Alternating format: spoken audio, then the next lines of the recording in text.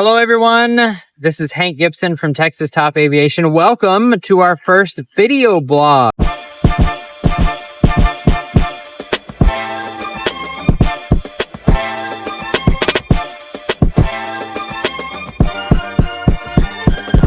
Flight 287, we're ready for departure. I get this question all the time of piston pilots wondering what the difference between all the different turboprops, single engine turboprops is. And so I've answered this question a lot. I imagine a lot of you have the same question about what is the best single engine turboprop for me. A lot of you are moving up from one of these, a Cirrus SR22 or 22T or a Columbia, Bonanza, many different single engine pistons. And you want to go faster, you want to go higher, you want to get pressurization, all that good stuff. Burn Jet A. Yeah, let's burn Jet A. That's what we want. But a lot of you don't know what the different turboprops offer. So I am here to educate you and explain the differences between a Piper jet prop, the Piper Meridian or M500, Piper M600, the TBM, all the different variants, 700, 850, and then the 900 series. I'm not going to go through all the numbers of those. And then the Pilatus PC12, and I'll talk a little bit about the Epic E1000. It's new, so not as much inventory out there on the used market, limited training options, but still, from what I have heard, I haven't flown one, but from what I've heard, it's a pretty amazing machine. So without further ado, let's talk about the Piper jet prop. The first airplane we're going to talk about is a Piper jet prop. All the Piper jet props started off life as piston engine PA-46s, either a Malibu or a Mirage.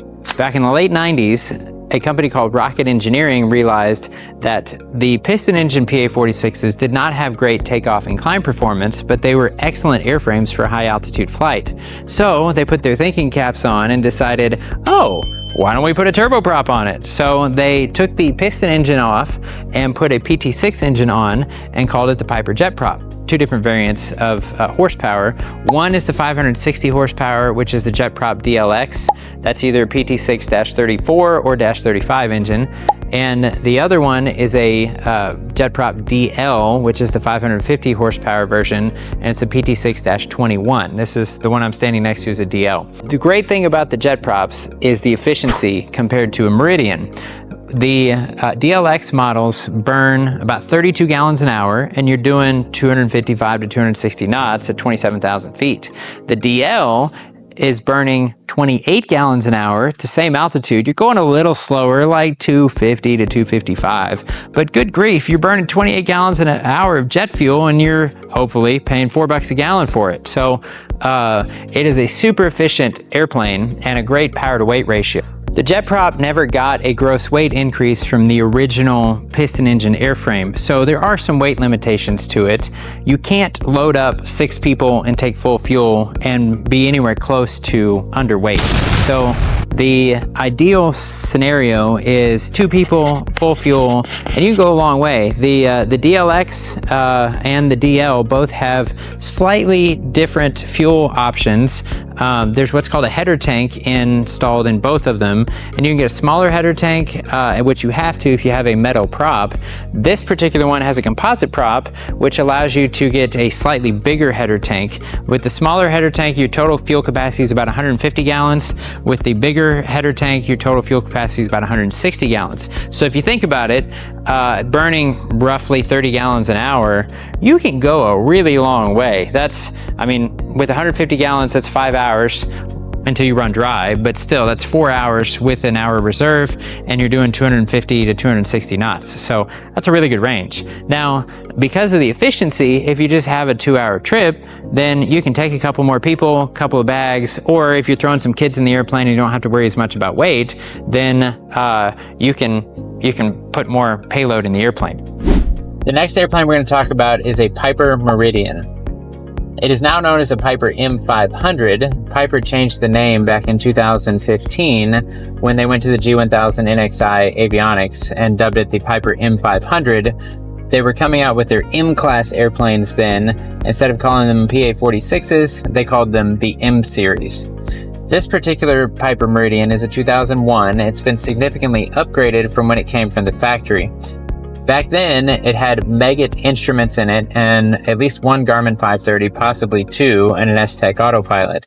Now, as you can see behind me, it's been upgraded to the Garmin G500 TXIs, the GTN 750 XIs, and the Garmin GFC 600 autopilot.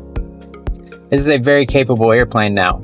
The Meridian is what is the normal upgrade airplane for piston engine pilots. A lot of Cirrus owners, Bonanza owners, Saratoga owners go up to the Piper Meridian for their first turboprop. It's a 260 to 265 knot airplane at 28,000 feet, burning about 40 gallons an hour, maybe just a little under. And the range is okay, payload's okay. You want to make sure when you're shopping for a Piper Meridian that the airplane has had the gross weight increase. It started off in 2001 with only a 4,850 pound gross weight, which is very limiting. It was me and one other person, who most people weigh more than I do, and full fuel, and we were actually slightly overweight for takeoff.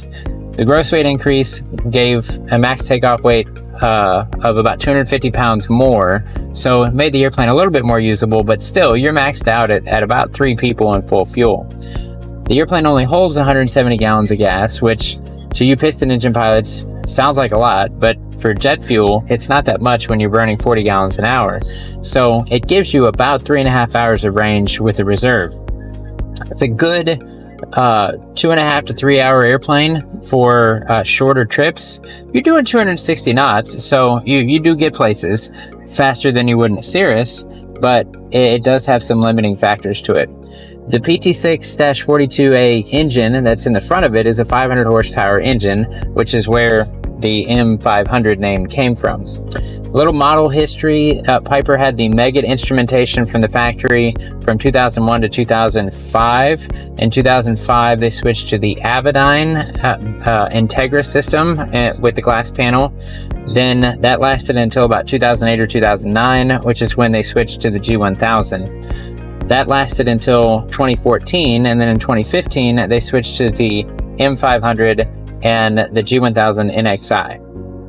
There's really no difference in performance between the older Meridians and the M500s. The main difference is newer avionics and nicer fit and finish because they're newer airplanes and typically lower engine time. Talking about price range, the early original Meggitt airplanes were in the low 1 million range. If it still has Meggitt instruments, it's going to be below $1 million, but if it's been upgraded like what you see behind me, it's going to be in the 1.0 to maybe $1.4 million range. The Avidynes are 1.2 to 1.3 ish. The G1000 airplanes are upper ones. The M500s are around 2. That's what you can expect to pay.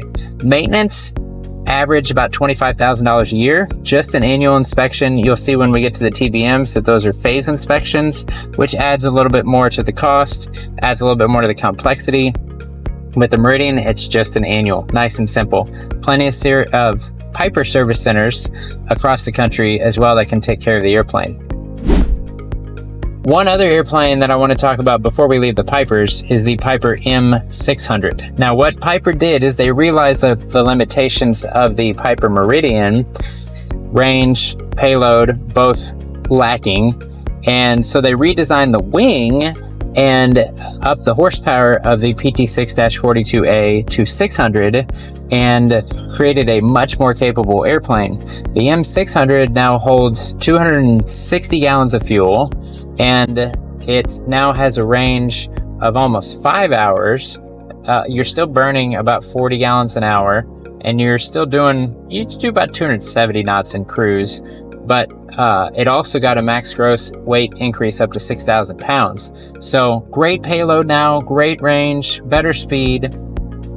The one thing that was missing though was the number 3 in front of the true airspeed.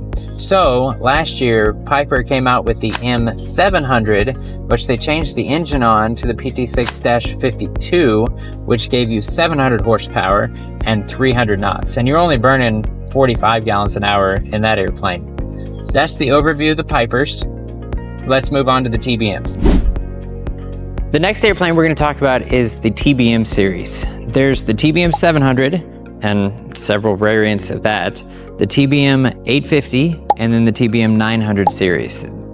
The major difference between the different series are engine horsepower. The TBM 700 was a 700 horsepower engine. It was a Pratt & Whitney PT6-64 that was giving it all it's got at 700 horsepower. When the 850 came along, they TBM upped the horsepower to 850. They changed engines to a PT6-66 engine and gave you 700 horsepower for takeoff, and then they had what's called 850 mode, where you actually move the flap lever forward to give you the full 850 horsepower in flight. The 900 series airplanes also have 850 horsepower, but they took out the 850 mode on the flap lever. The other major differences between the different variants are avionics. The avionics for the 700s, all those came from the factory back in the 90s and early 2000s with steam gauge avionics. The 850 started off with steam gauges, then went to the G1000 in 2008. The TBM 900s all came from the factory with G1000s. The 910s came from the factory with the G1000 NXI.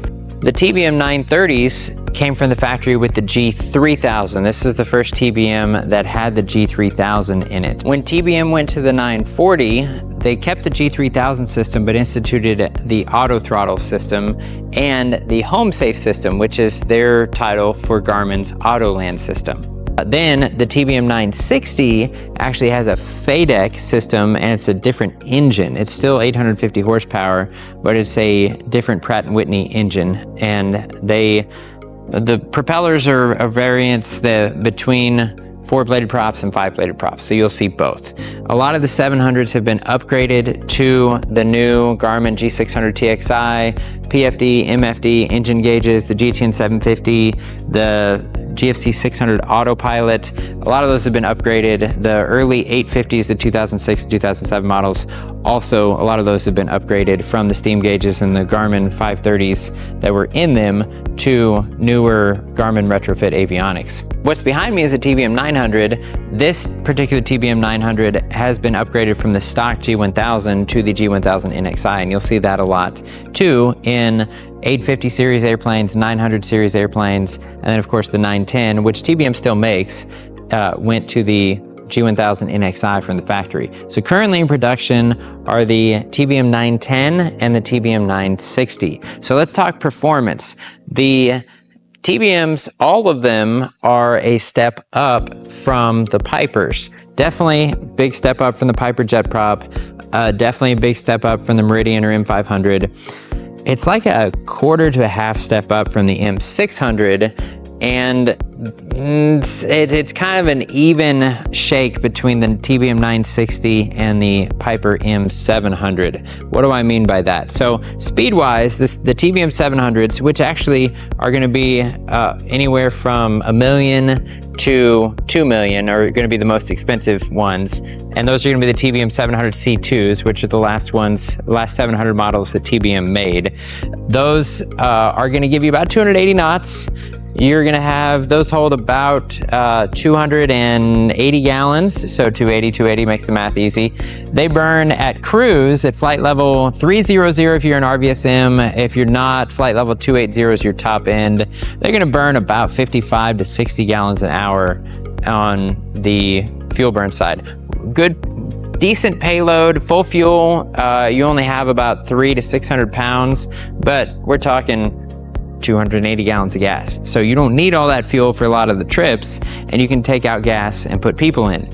The TBM 850 upped the gross weight and giving a better full fuel payload to the airplane, and when they went to the 850 horsepower engine, the speed went up. So you get 300 knots out of a TBM 850 on about 60 gallons an hour at flight level 310 because they're RVSM. You can get them RVSM approved.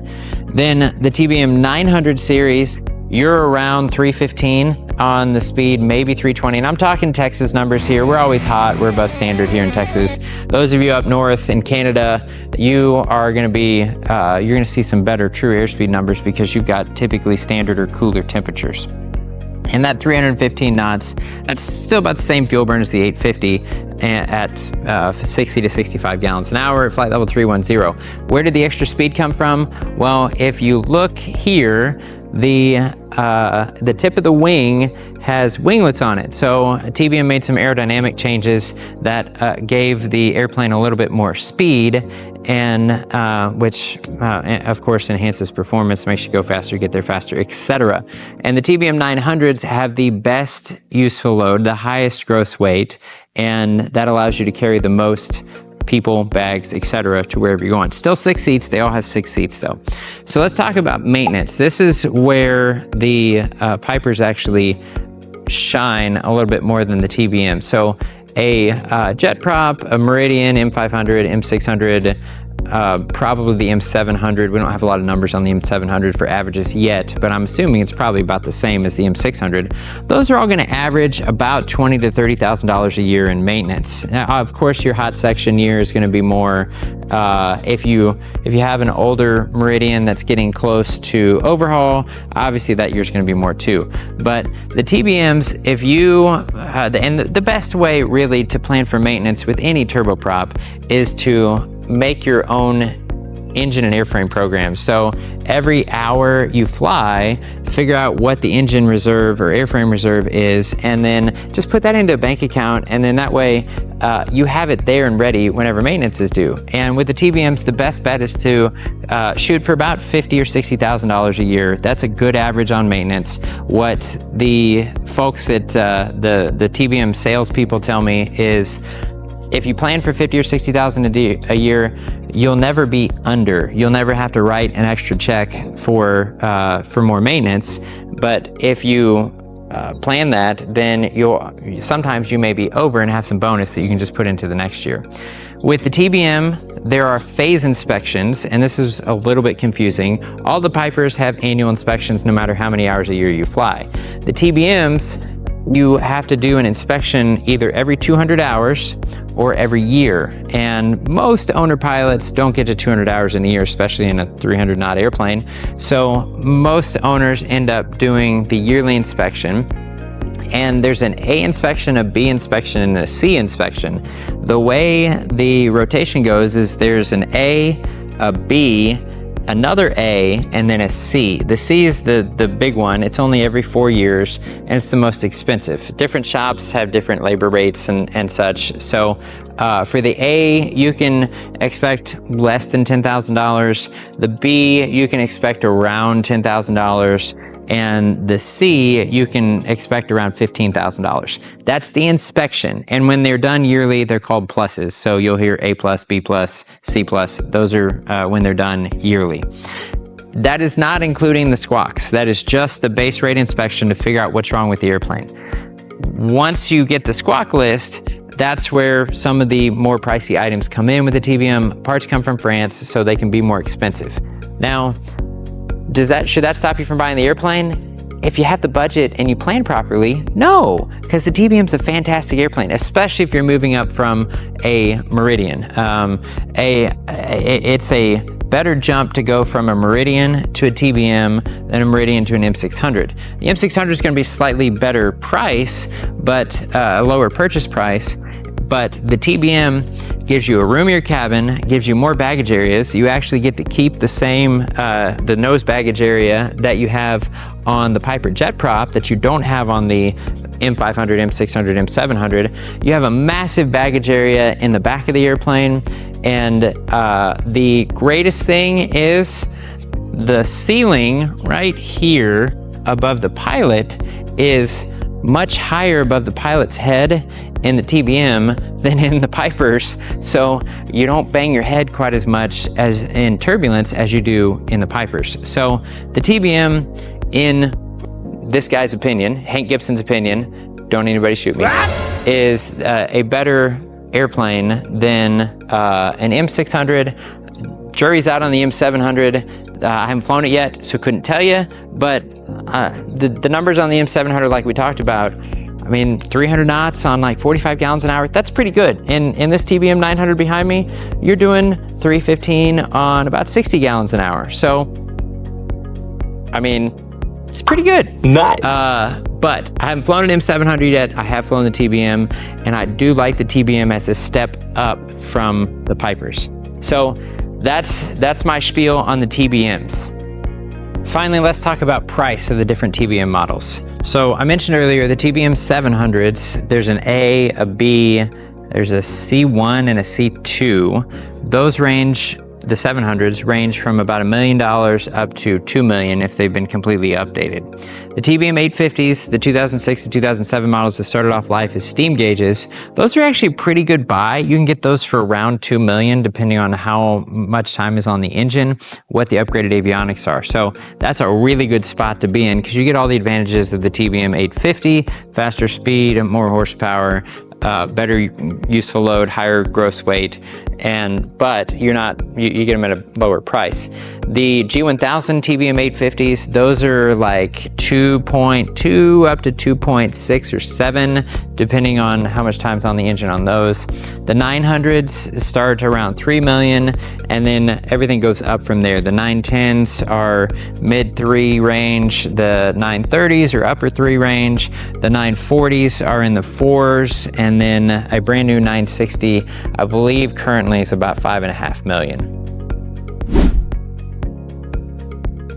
The last two airplanes we're talking about are the Epic E1000 GX and the Pilatus PC-12. First up, the Epic. So the Epic purchase price is about 4.2 million. It's a screamer of an airplane. It's the fastest of all these single engine turboprops, as it does about 333 knots. That's very impressive. That's at its service ceiling, which I believe is about flight level 340, somewhere in there, 33, 34, 35,000 feet. So it gets up there into RVSM airspace. It has a range of up to 1,200 miles. That's not going to be fully loaded, but a full fuel payload is about 950 pounds. So you can take a lot. It has 6 seats, just like the other single engine turboprops that we've talked about. Fuel burn, right in line with the Pipers, the M600 and M500 and M700. It's 51 gallons an hour at cruise, which is great. It has a different engine than the Pipers and the TBMs, but it's a Pratt & Whitney PT6A-67A. That's a 3,600 hour TBO, and the airplane only requires annual inspections, which similar to the PA-46s. That makes it easy. Average inspection costs are about 10 to 15,000, and the operating costs are about $500 to $600 per hour. So not bad. Similar to the PA-46s, a little less than the TBMs. The really cool thing about the Epic, it's the only fully composite single engine turboprop, and it can climb at like 3,000 to 4,000 feet a minute, which is insane. It gets up there super fast. So it's the fastest cruising airplane and the best climbing airplane of all the single engine turboprops. The last one we're going to talk about is the Pilatus PC-12. Now this is an airplane that it is the Suburban of the single engine turboprops. You can put all your friends, all your bags, your dogs, your guns, and you can go take off from a grass strip that's 2,500 feet long and have no issues with it. The PC-12 is an amazing airplane, and if you need a lot of baggage room and a lot of room for people, this is definitely the airplane for you. It is slower than the TBMs and the Epic and the M700. It's a 285 knot airplane, but it can go over 1,500 miles. It can carry 1,200 pounds of payload at full fuel.